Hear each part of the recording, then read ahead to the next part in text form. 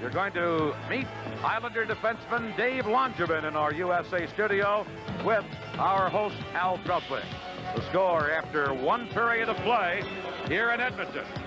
The New York Islanders 3 and the Edmonton Oilers 1. The score after one period of play we just told you, and we'll return with Al Trautwig's between period activities right after this. Period of play in Game 2 of the 1983 Stanley Cup Final Series. It is the Islanders 3 and the Edmonton Oilers 1. And the pace of this game just slightly different from that of the first, as the Islanders seemingly have got their offense untracked. With me is one of the defensemen of the New York Islanders, a man who really was not expected to see action in the playoffs after the first game of the Rangers series when he injured his knee. But indeed, he is here and smiling after the first period, Dave Langevin. Dave, tell me, you were just explaining to me a little bit about how serious your knee injury was, but repeat it for me if you would. Well, it was, it's not so much this one injury. It's been, you know, the wear and tear over the years. It seems like every year, last 4 years, I tore a ligament in my knee.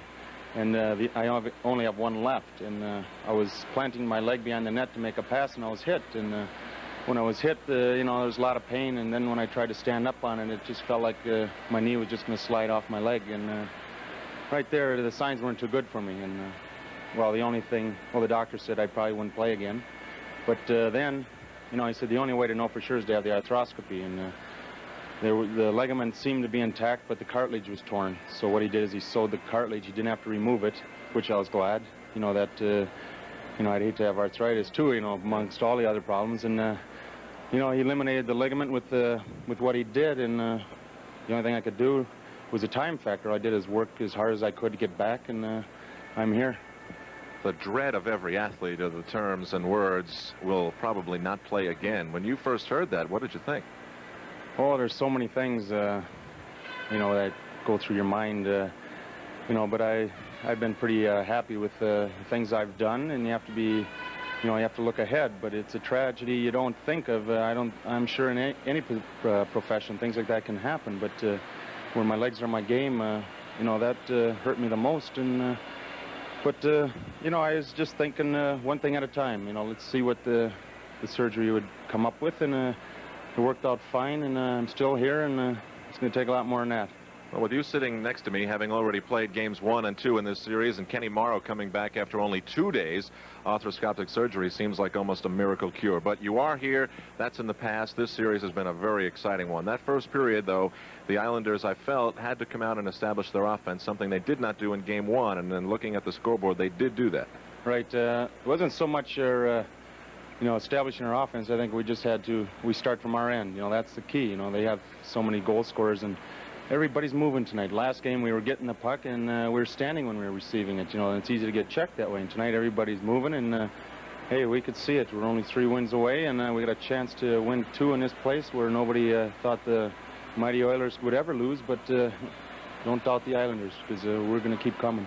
Dave, the public bantering between the two teams was almost amusing, with Billy Smith being called everything from a creep to a samurai to public enemy #1. How does that affect the Islander team?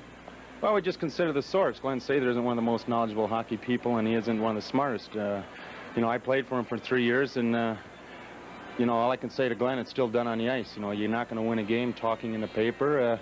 You know, other teams have tried it. We're not intimidated by the paper. Glen Sather can't come out and do anything, and knowing his reputation in the NHL, when he did play, he wouldn't have done anything about it. So, you know, we're just, you know, I'm sure it's like everybody in the league. They'd just like to, you know, make Sather eat his words, which he's done many times. And the series isn't over, but, you know, a little incentive from him never hurts. Orange and blue now, and formerly orange and blue with the Edmonton Oilers, so a little bit sweeter for you.